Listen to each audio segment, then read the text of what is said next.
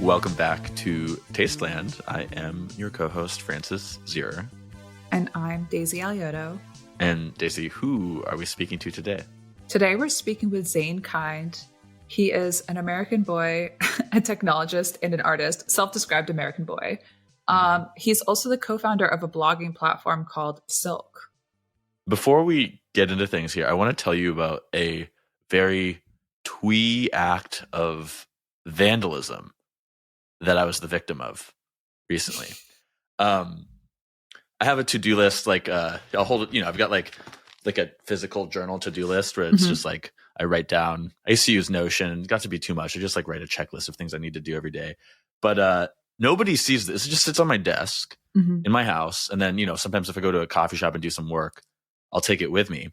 And so imagine my surprise when last week I get back from a coffee shop and I open it and it falls open to this page on which from November on which are scrawled these big this note. And I'm like, this must be song lyrics or something. I don't recognize the handwriting. You would think it would be my life partner, but it's, she's the only person who normally would see this, not her handwriting. But I suspect at this coffee shop, there were these very kind of twee Zoomers, one of which was kind of depressed, one of which was very hyper. They were playing dominoes at the table next to me.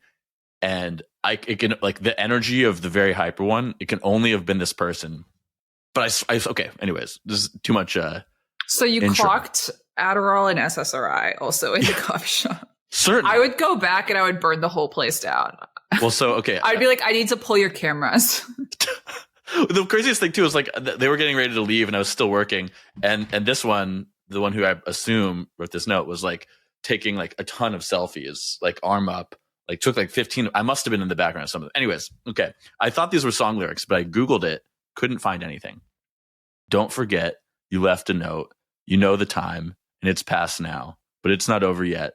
It's okay to take a breath, but don't hold it too long or you'll drown. Oh my God, you got Drive by Manic Pixie. Yeah, it was really bizarre. Shook me. Mayor Zoran. We have to clear this up. Please outline this.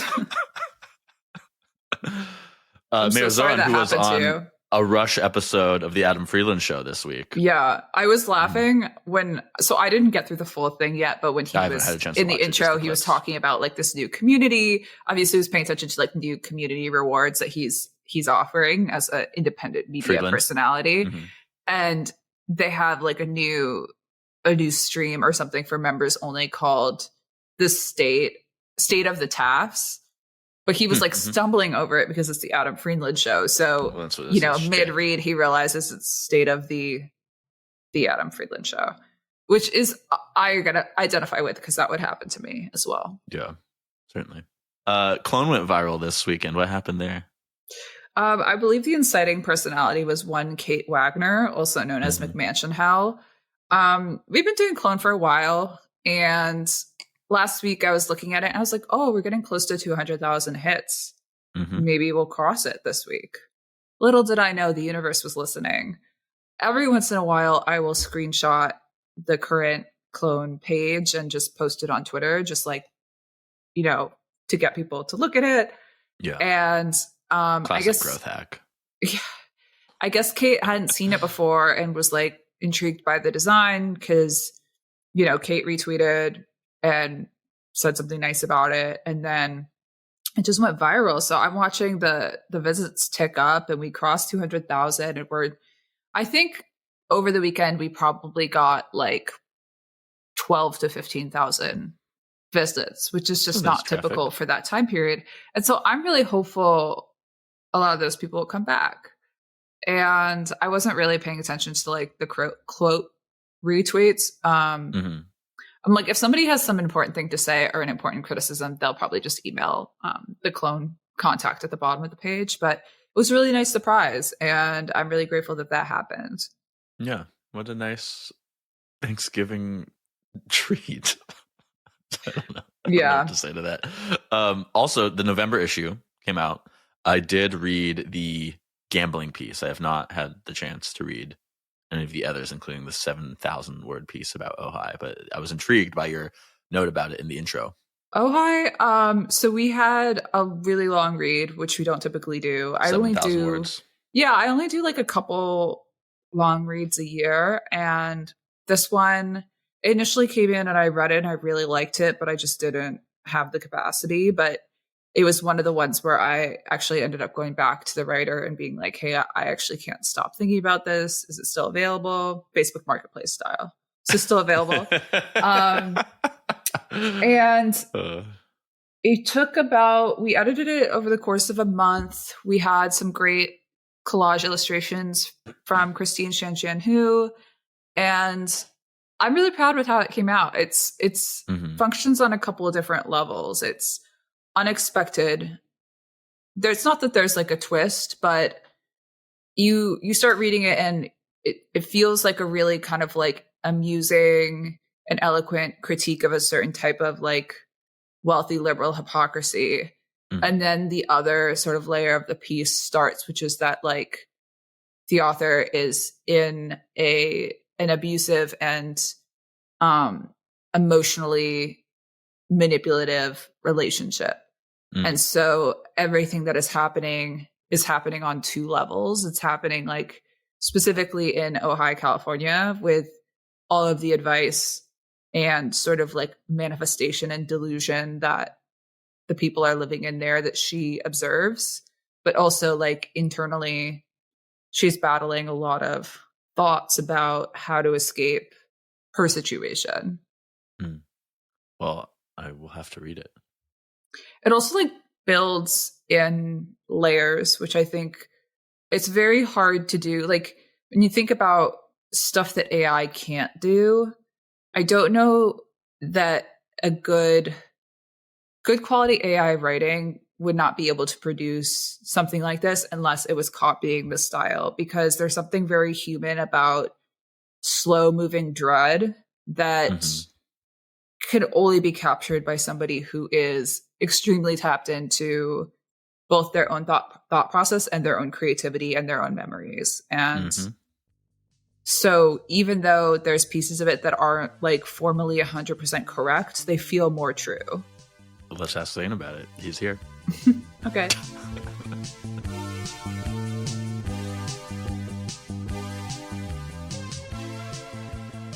Why do you have a Tide Pod on your desk? Dude, I don't know. I'm actually not even in my own room. I'm visiting my friend at Stanford right now, so I'm in the Stanford dorms, and I'm in his roommate's room, and it's nice. It's a girl's room. It's very well put together. Okay, this is a really good intro. Okay, Zane, we were like, I hope we have enough to talk to Zane about, but like off the bat, I have so many questions. So okay, good.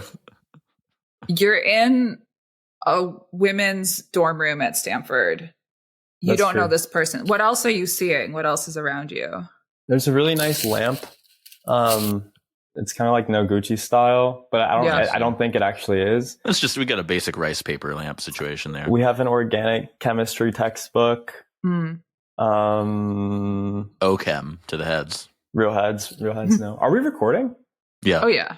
Okay, amazing. Let's do this. You might actually be our youngest guest ever. Really? Yeah.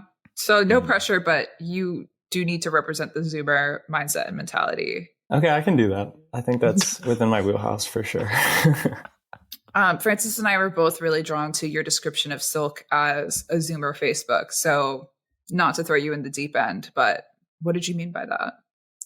That's a great question. Specifically, as these t-shirts you've printed, Gen Z Facebook, and you asterisk out the A. Yes. So that was just like it was kind of a bit at first, but then our community really took hold of it, and we're like, gosh, we need to capitalize on this. And so we made it a tagline and made it a shirt. We've probably sold like 100 of those shirts. There's someone in our community who actually, she's from Portland, Anthe, and she was like, oh, you guys are making shirts, I can print them for you for free. And so she just, out of the kindness of her good heart, started making these t-shirts for us. But yeah, that's kind of like the mantle that we are trying to live up to, probably, is just the asterisk is really important to this because it's a post-platform play. Like, it's kind of learning from everything these conglomerate, like terrible megacorps have done, and trying to do it better for these people who are like younger than 30. What are the values then that you're railing against, that you're trying to insert into this? Like, what do you stand on to make it different? It really comes from wanting to bring people together. I think like just at the core of it, I think that the beauty of the internet is bringing people together kind of post-local, and looking at different ways that you can facilitate like community and some kind of like network fulfillment, rather than like kind of maybe isolating people and coaxing people apart. I think that's like it's a very profitable thing to do, as we've seen. And I think profit is good, but I think it's been really detrimental to societal health. And it's important to me that we embody something different. And I think there's a pendulum swing that's kind of seeing that happen right now, and we're excited to be a part of it.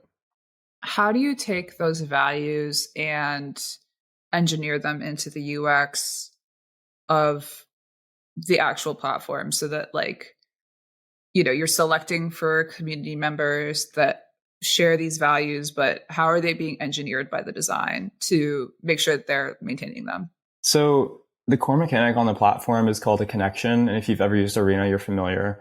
But we don't have a like button, and we don't show like follower counts. So a lot of it just inherently tries to lean away from vanity metrics. And these things can get like really performative, competitive, and I don't know, like comparison is a thief of joy kind of thing. So we try to get rid of like anything that's just too outwardly of a metric. And I think that helps people feel more comfortable on the platform. But going back to connections, that's like our core, that's like the main action on Silk. And what it does is it, brings basically a piece of media back to your blog or back to one of your mood boards, which we call webs. And somebody can see, like a trace of, where you took that piece of media and follow it. So everything is kind of organically rabbit holed. And this creates these really cool, like maps of adjacent related media that people can surf through. And if you're really into like indie rock or something, and you find a picture of Tom York and like go down that hole, you're probably going to find like even more indie rock type stuff, and probably like some Tom York interviews and some fit pics, and probably some more people who like indie rock. So it's just trying to, I think, allow people to find like hot pockets, hot spots, not hot pockets. I'm hungry. Hot spots of people who share like-minded interests, and I think a lot of that comes down to taste. So that's the way, I think, just from a UX perspective, that we're facilitating community and bringing people together around common interests.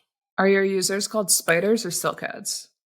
This is hilarious. So they adopted the term silkers. It's like, oh my God, I'm silking it right now. It's like, this is crazy. This is kind of it feels inappropriate, but they've taken it and totally run with it. So yeah, we have silking, silkers. There's probably another one in there that I'm forgetting, but was there a mommy silkers community? Mommy silkers? Yeah. You're hilarious for that. For the 30-year-olds. Maybe if you join, you can start this. Zane, I want to join, but I'm just never going to fill out a form. No, Francis, let me speak. No, that's real. That's super real. And there's a good reason for that. We want all the people who don't want to do that, don't want to fill out a form, to stay away, like for now. But then you're selecting for form fillers. That's great. You should see for some the of listener. What we're talking about right now is there's a wait list to get in, and to get on the wait list, you have to fill out the form. That's what we're talking about. You have to say why. Okay, so we have 2 wait lists. This is crazy. One Francis of them is on one. I noped out of the other one. That's fine. I'm happy that you did. We need the people who are ready. I did the one where it seemed as if all I had to do, I did it on the website, was to enter. And I thought this was a very interesting UX decision. You have to enter your phone number, but email is optional. Mm-hmm. I think that, there's so much I could go on a tangent about that, but I think phone numbers are better sign-ins and way easier, lower friction, especially with like SMS stuff, than getting into your email.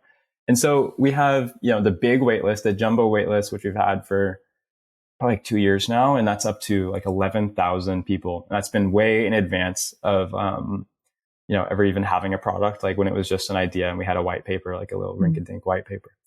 And then we have the secret wait list called, it's on this Instagram page called Silk Intel. And if you happen to be, engaged enough and intentional enough on our main Instagram, Silknode, you'll find a way into Silk Intel by requesting. And every single person, we usually let this stack up for like a month or two. Every single person who requests, we let in at once and send them by hand. Me and the interns, we send them these forms that say like, That's hey, what I welcome, like received. this is Silk. Yeah, you got this. And if you want to go through and like opt into that, you can either, take your time and fill out this like kind of like not rigorous, but definitely like rather thorough application and say like, hey, here's, where I come from, what I do, what I'm interested in, what I care about. Here's like the links to my other socials. And we get like a really quick profile of like how you use the internet. And we let almost everyone in at this point who fills out that form. But we have, a very, very like concentrated and potent user base because of that, because everyone who gets in has like filtered themselves through this kind of like not gauntlet, but something to that effect. See, Francis, now you understand. I think Yeah, the problem I is wouldn't I'm have done just that. fundamentally not a joiner, but I do think that there is a certain type of person that's like going to be like, I'm not filling that out. But also like that sort of mentality means that they have like good taste because they're a rebel. I was like, Silk is for rebels. I want to be a Silker. And then I saw a form and I was like, unfortunately, my rebel heart is leading me away from this experience. Well, that's great because we don't want to ruin the first impression of the platform for people who are like less opt-in. That's the way I'm gonna put it. And when we start to open up and go public a bit more, it'll be so much easier to obviously join, sign up, however you want. And but in the meantime, while we've been in beta for the last year, kind of building this thing up, bootstrapping, it's been important for us to make sure that we're filtering for like really high intent users. Fair enough. You're outsourcing your user resource and research, and I respect that.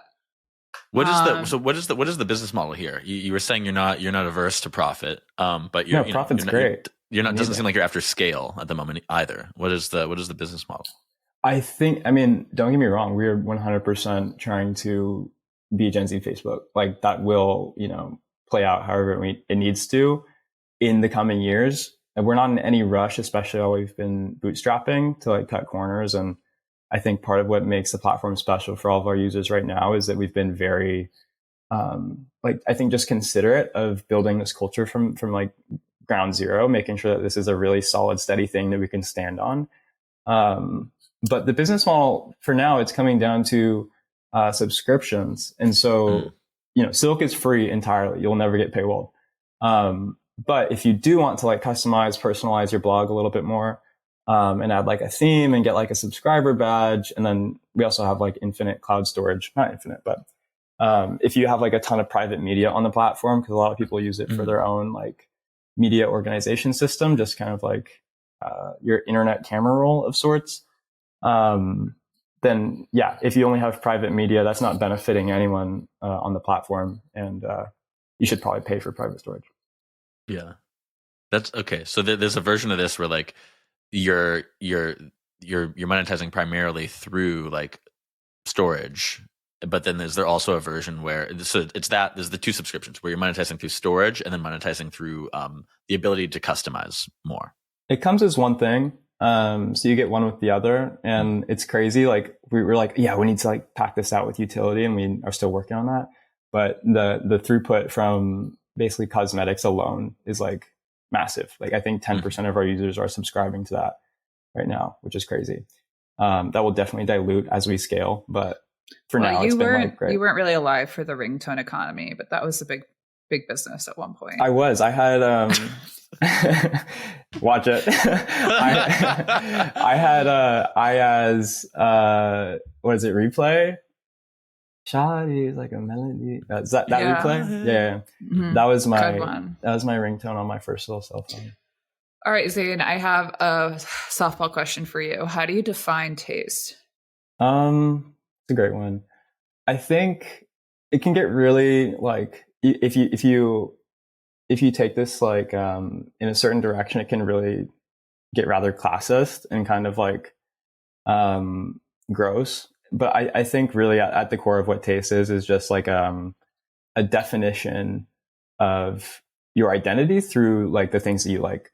And we want to facilitate that as much as possible, because I think a lot of people right now are not very conscious of what they actually do and don't like outside of like algorithmic trends.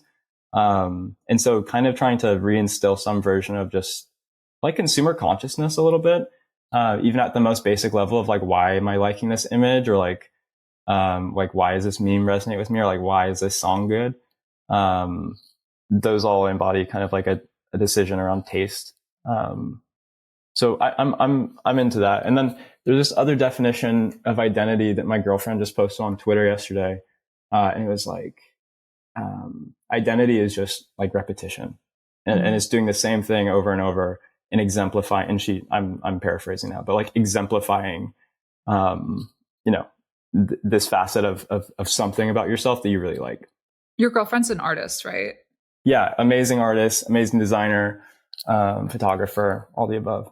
How does your relationship like feed your creativity and the way that you've built out Silk?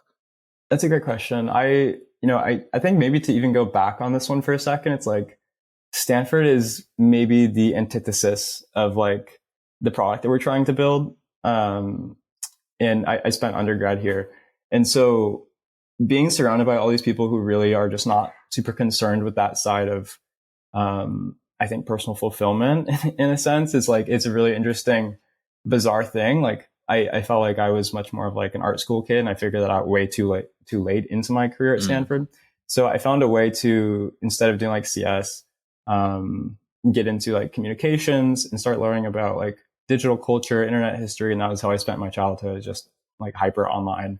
But then also I took some art history classes, and that was really important to, I think, just the foundation and ethos that we've built up around the platform.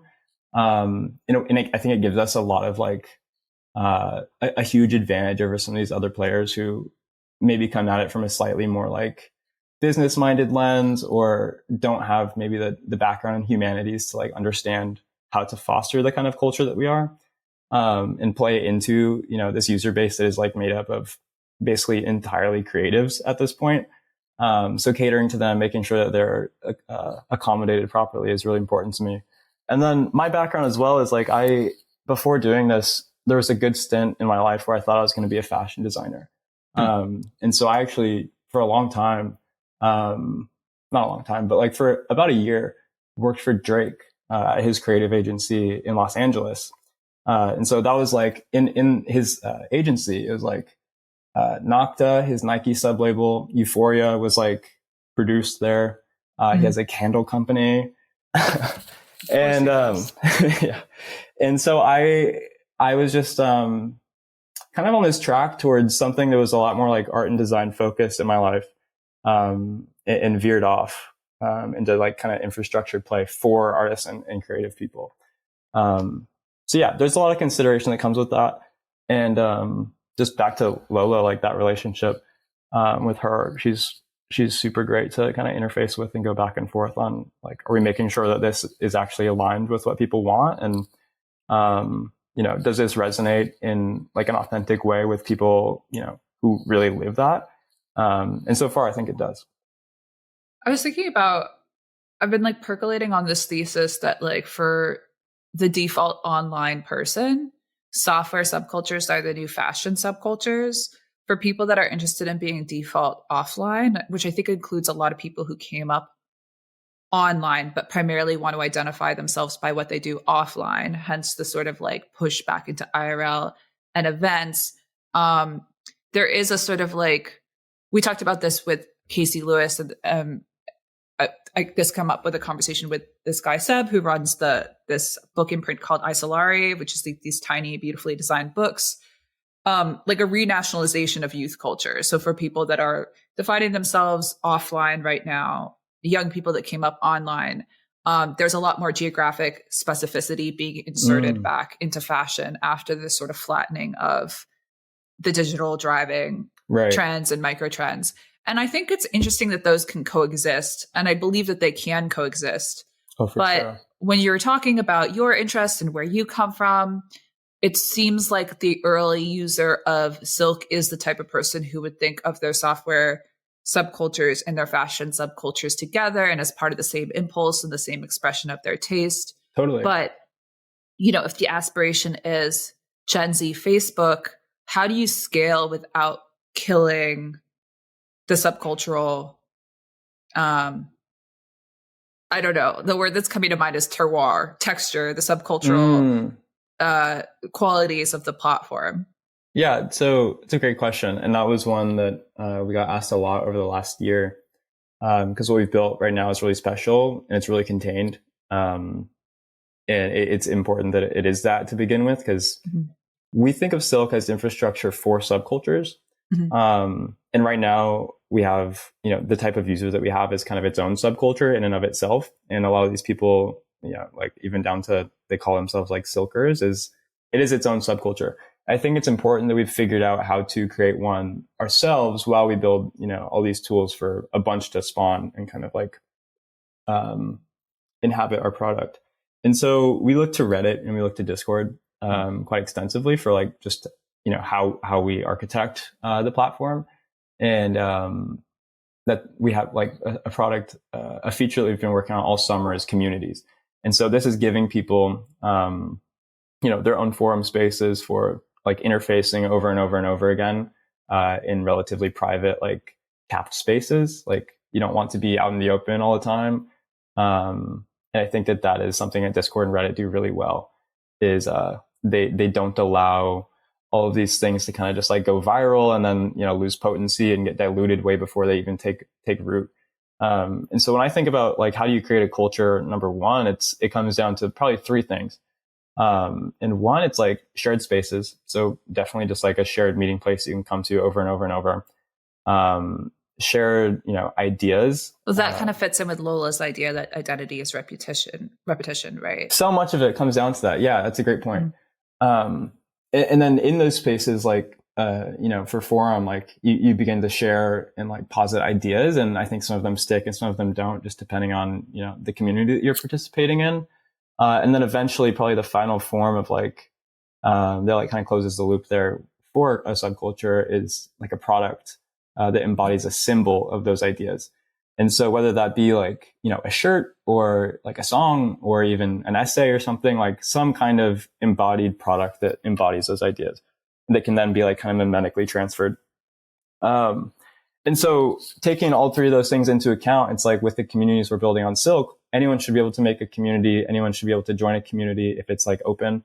And we want to facilitate as many of these things to happen as possible, separate from one another. Like there's going to be overlap. There's going to be like highways between, you know, say like going back to indie rock, there's probably a bunch of people who are going to be into that community. And then probably more like, specifically, maybe there's like a Radiohead group. And you can imagine like a lot of back and forth there, but hopefully like they can build separate communities and create their own values. And as long as they're separate, isolated, and kind of federated, like you can scale that forever. How are you thinking about moderation? Oh, sorry, Francis. No, it's okay. You go ahead. I mean, because like, isn't that, it feels like moderation, you could write almost like a group corporate biography of the major social networks and their descent that just like focused on everything through the lens of moderation as a sort of like almost like an original sin. These choices that were made about moderation early on and really kind of like determine the fate of the company and the brand. And when you give people the tools to make a community, you're almost taking on some of the responsibility for how that community will interact with one another. Is that, I mean, obviously at this stage, it's less of a concern. You have like a really right. No, it's something group. That, you have to think about it. Yeah, it's a huge, it's a huge question, and there's so many different ways to do it. And you look at something like, you know, Reddit, and they allow for like self-moderation in these communities, and we're going to lean into something really similar. But then there's like a baseline, like humanitarian, you know, kind of like yes or no. And that's always hard to set. Like, I think the standards can change a lot.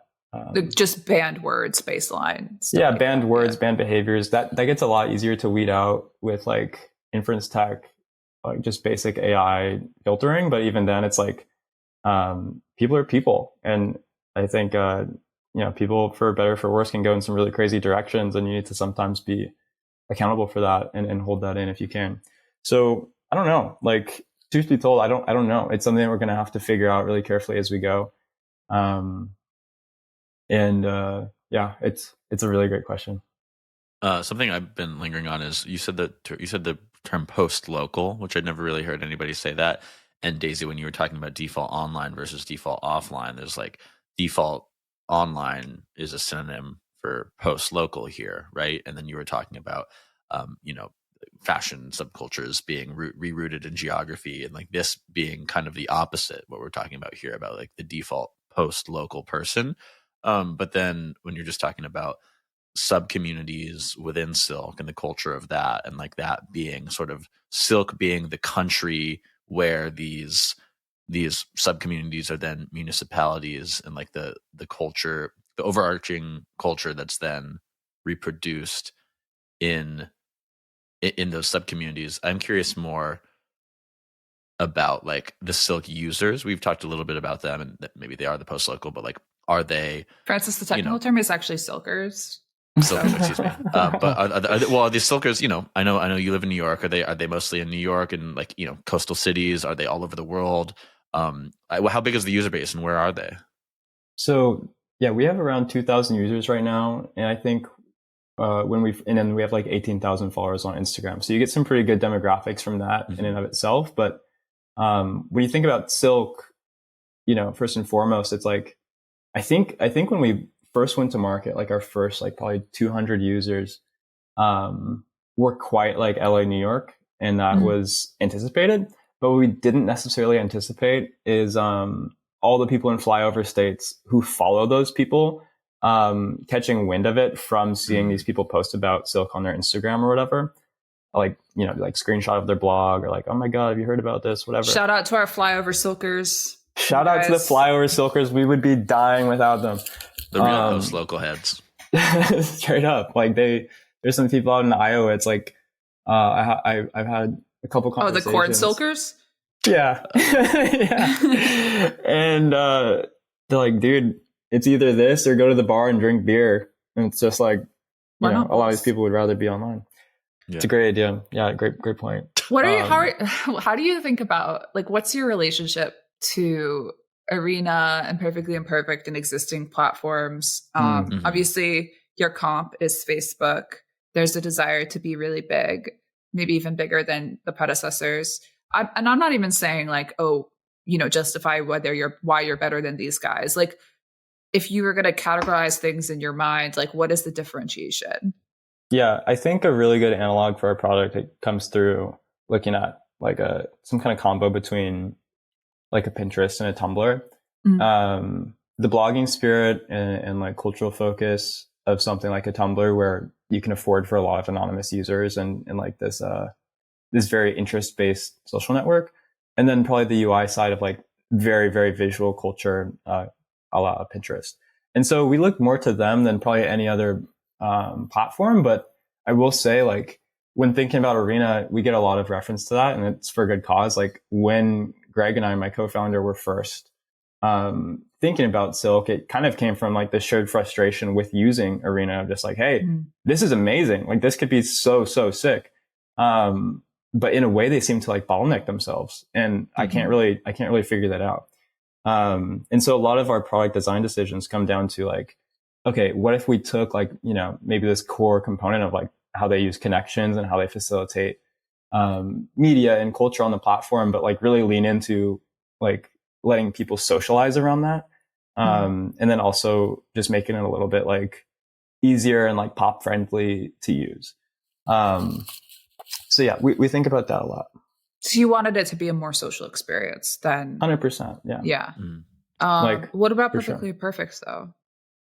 I feel like Perfectly Imperfect was built by like micro influencers and they're like locals. Well, let me actually, I was recently included a little bit about Perfectly Imperfect in a piece I wrote for Career Spotlight that was tracing it as like this kind of archetypal like like online to IRL flow, where it starts as this newsletter where they're just interviewing their friends, some of whom happen to have small followings, mostly people based in New York, et cetera, and they do that.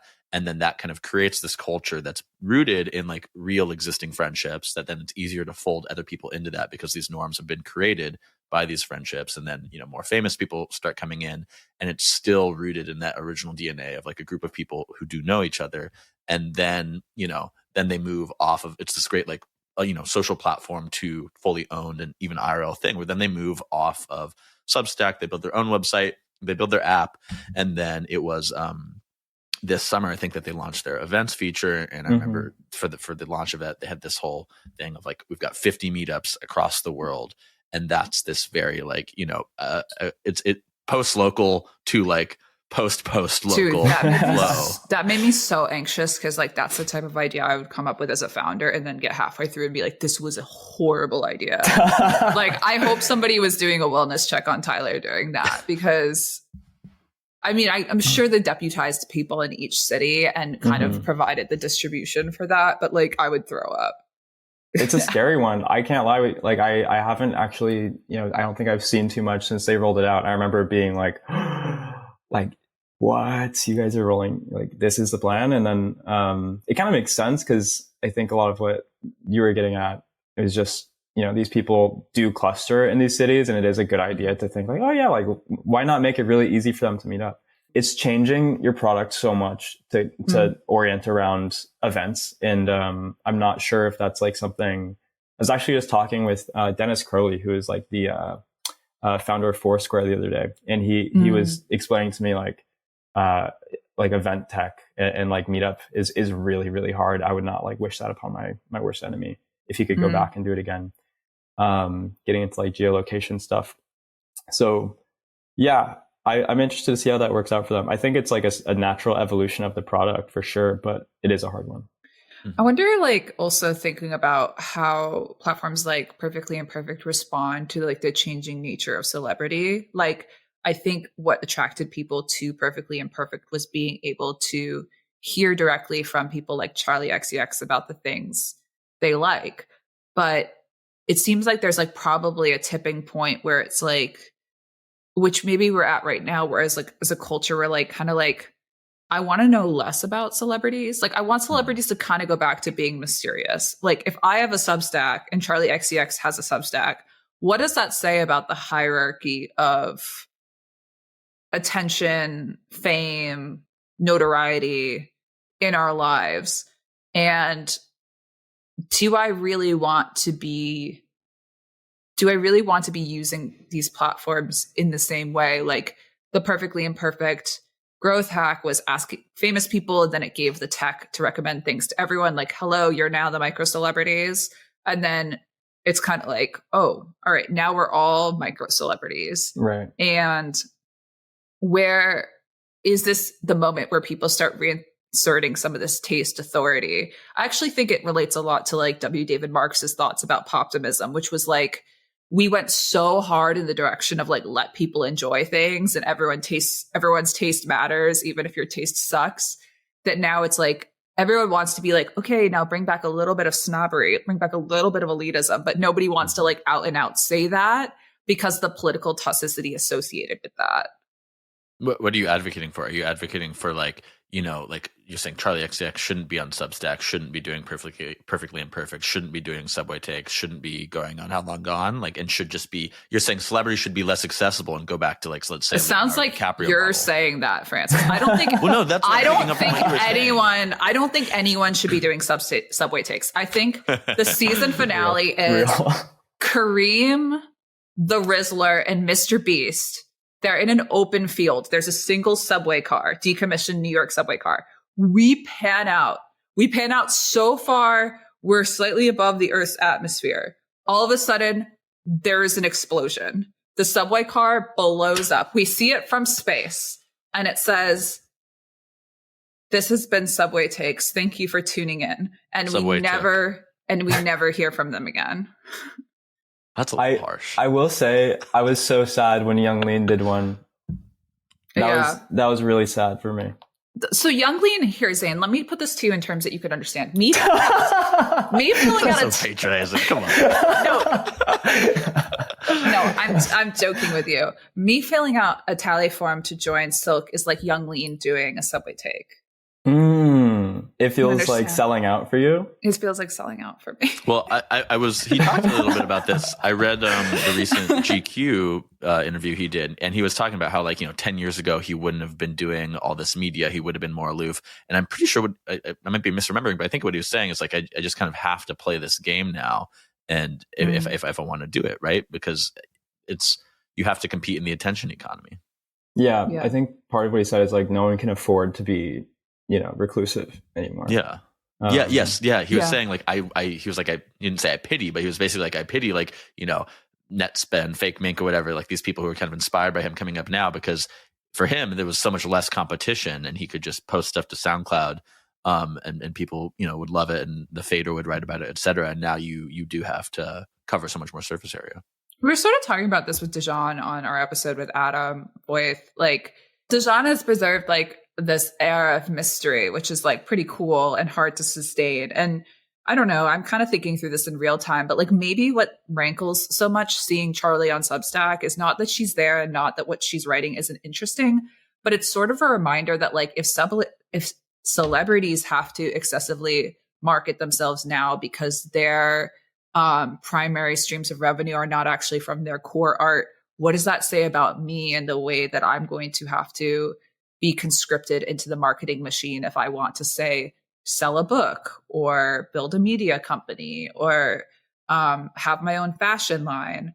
And then it's like we have to compete with them on the same platforms when, like, we feel like we should be allowed to not be famous. Like, yeah, does that make sense? Then but that's just kind of the game. I feel like I've kind of come to accept that, and those are just the terms.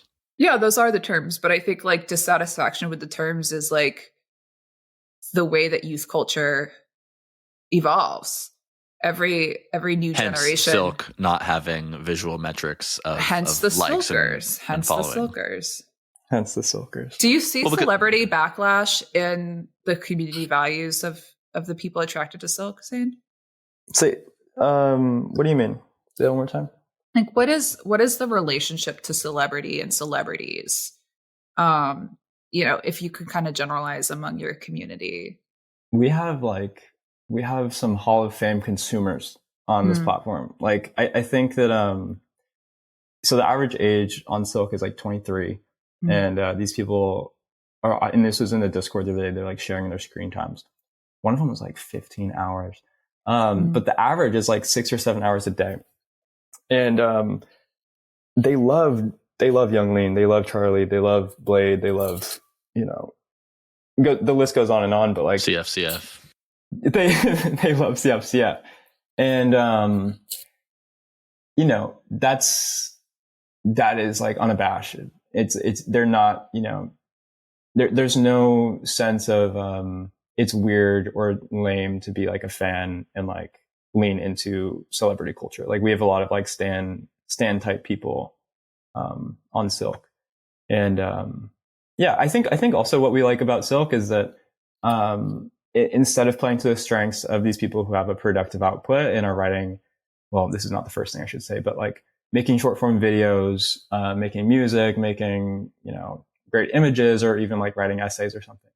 On Silk, you don't really have to make things by virtue of how the product works. It's a lot more about just your interest in those things. And so, like, if you're building another social network right now and it's based around like a productive creative mechanism, which it has been for the last, like, basically since the internet started, that's a really hard game to compete in. But I think maybe 1-2% of all people online are actually making the content that like ends up floating around.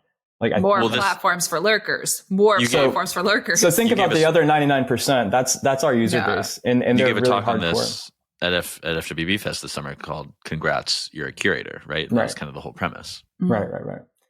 Sorry, I missed that, Zane. I'm gonna look that up on YouTube. Well, say a little more. I listened to that talk, and maybe we'll link it in the show notes. Producer Tom put it in the show notes. But tell us a little bit more about what you said in that talk. Well, I think the premise was just trying to democratize, like, and feel good about your role as a consumer, and like thinking about doing that more critically. I think that's one of the biggest things right now is a lot of people have just been like lulled to sleep outside of like a sense of like criticality of the media they're consuming. It's like we got zombies at the wheel, and I think that's a very scary thing, especially for culture at large and subculture more specifically. So yeah, the kind of, I think the point that I was trying to make was just drawing through, and I think the words I probably mentioned were like drawing, like creating like a taxonomy or something of like, we have a couple different archetypes of people online. You have, or maybe just of creative people, period. And so, you have the artist, who is like unconcerned with, like the publicity side and like the metrics, and they, and this is like definitely stereotypical. This is not every artist in the world, but like the pure artist or whatever is this person who is very, tapped into like, this is my work. I'm not making this for a commercial output or commercial gain. This is just what I feel like making. And this is an expression of self through like some kind of, work. And then you have the creative, and this is kind of like shorthand for, like the creative professional usually. And this is like people who work on film sets and designers, and these people who have like a creative profession job, and that's how they make their money. And it's like, yes, there's like an artful component to that, but the main driving force behind that work is often, something that needs to get into the market and like succeed. And then, you have the curator who's kind of like unbound by this stuff, and they're just on the other side, like, processing all of it. And, these people can also still be really creative. And like, we've actually kind of coined this term. I think Sean Thielen actually coined this with me, but, like context creators. So curators are often considered more passive, but then like a good curator in bringing together all these, different separate things, is actually creating a new context, and it is a sort of creative act, as well. And that's a really cool way to think about the role of like, this kind of passive model, and giving them a little bit more agency, because it really is a creative thing to bring, all of your interests together so specifically like you can on Silk. And, yeah, without saying too much more about it, that was the basic premise, and just trying to like talk through the concept and share some perspective on it.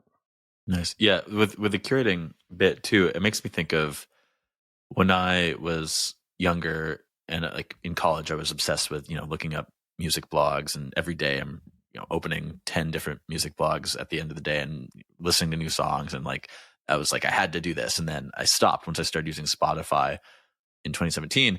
But I think later on, I was focusing on how do I, instead of doing this consumptive hobby that maybe it ends up in curation, but I wasn't really putting things anywhere. It was, I tried to make a shift to consuming less and trying to, get bored and create stuff, write stuff, paint, whatever I was doing. But I think I agree with you that like there's this creative act in the curation, but I think the jump that personally I had to make was, how do I get out of that? And like how that was like a dead end, or like a cul-de-sac I was stuck in. And then I had to get out of that into creation as a creative act, right? Because curation is a creative act, but it was easy for me to get stuck there. Yeah. I think it starts with, I think kind of the rehab component of that, of like, if you get stuck, is like consume more. Like in a lot of senses, it's like for a lot of people, especially right now, like postmodern, whatever, it's go back and look at the archives and figure out what like resonates with you, and just kind of sit with it. And so I love when Ruby tweeted, "None of my references are online." That's amazing. Shout out Ruby. I was like, that's really good. Ruby's the but man. sometimes I do see my offline First person to ask a references question online. at your talk as well, I noticed. Yeah, Ruby's the best. I think I met him at FWB a few years ago, actually. I don't remember how we met. We should have him on the podcast. You should. He would have a lot to say, a lot of good things to say. Well, should we do some rapid fire? Yeah. Like hot potato questions for the end? Oh, hot potato questions. Oh, God. Well, I mean, we have some here in the notes. So I meant to ask questions. Right. First question: what's your favorite subreddit? Sad Boys. Is it Young Lean, Drain? Yeah. Nice. You're going to Japan next month, what's your like top 3 to-do list things? We're gonna be staying in Koenji, which is a little neighborhood outside of Tokyo, like basically in Tokyo, but like very, from my understanding, like alt in a sense. And there's really good like vintage shopping, and like cheap bars and all of this. So I'm mostly excited to just go hang out there, and see what we can get into. There's a shop called Domicile that I've wanted to go to forever. Another one called Blue Room. I think we might even do an event at Domicile. So hyped on that. But yeah, I wish I had better things that were not like shopping. I'm figuring it out. Shopping's my favorite thing to do. If you guys have Rex, let me know, please. I've never been to Japan. Okay. If you're going to Berlin, I've got Rex, but you know. Okay, bet. Yes, Rex on Rex for Berlin. Good. What's the last album that you listened to and really fell in love with? We Have the Facts and We're Voting Yes by Death Cab. I've been like a nonstop on that one. Love Death Cab. You love Death Cab? I do. Okay, good. I listened to a lot of Death Cab in like, you know, high school, middle school, but then I got back into them after Asphalt Meadows, the album in 2022, I think it was, which kind of like, it's like it rocks a little harder than typical Death Cab. Yeah, I actually haven't tapped in with that one as much. I'm really hooked on the earlier stuff and then Transatlanticism. But it was this huge revelation for me because I've always been like in love with the Postal Service, and digging deeper into like Jimmy Tamborella's work and with like Figurine, and then off into the offshoots of like whatever the fuck else Ben Gibbard is doing. And I was like, oh, he does Death Cab. And so you open up like the Death Cab, like Pandora's box, and it's just Ben on all these like really like similar beats, but like a little bit more like rock focus. And I love the electronic stuff, but it was like opening up like Ben Gibbard extended universe. I was like, this is like the best thing ever. He's also Planned is my favorite Death Cab album, by the way. Yes. He's a big runner, I think, as are you. Oh yeah, it's a deep cut, but yeah. I think I was reading about his PNW marathon pursuits. If I'm not mistaken. Yeah, precisely. Well, Zane, thank you so much for coming on Tasteland. You guys are the best. Thank you for having me. Actually, I have a question for you guys. Oh, sure. Turn it around. With, since we're on Tasteland, how would you guys define taste? Because that's a really important question. I think it's what you like and what you don't like, and the ability to say why. What you like and what you don't like. So your taste includes things that you don't like. No, it's okay. Maybe let me rephrase that. It's the ability to say why you like or don't like what you like and don't like. I think it's the ability to create meaning with things that are external to yourself, which is, I think, a different way of restating Zane's definition. But when I was researching lifestyle, and the big unlock for me was like finding out that in these really, really old architectural sites that they could tell that the people who lived longest were not necessarily the wealthiest, but the people who had the most objects adjacent to their grave that indicated ritual and meaning. And that was a huge unlock for me. And we sort of arrived at this slop definition last week, that slop is an artifact of culture that doesn't generate any new memories, that you can't really attach meaning to. It just sort of lives in the eternal present, and you consume it and you move on. So if like the thing that indicates taste is the opposite of that, then it needs to be a repository for memory and meaning. It has to have a past, present, and a future. That's so interesting. Will you link that? Will you actually link me the study on that? I'm really curious. Yeah, absolutely. No, that's really cool. But yeah, Francis, like I think the discernment part is probably pretty key to this whole idea as well. Well, because I think there's innate taste, but then I'm interested in I'm interested in the ability to say why you think that way, right?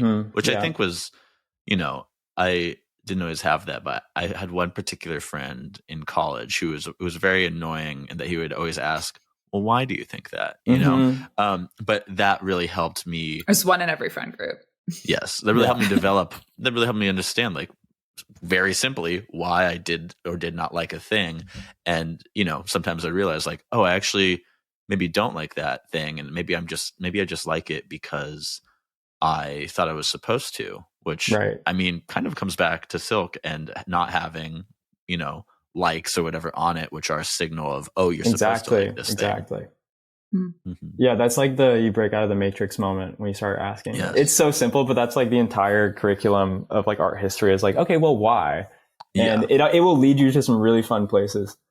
Are you just pretending? Are you just trying to signal that you're in on the joke, or can you actually say why the joke is funny?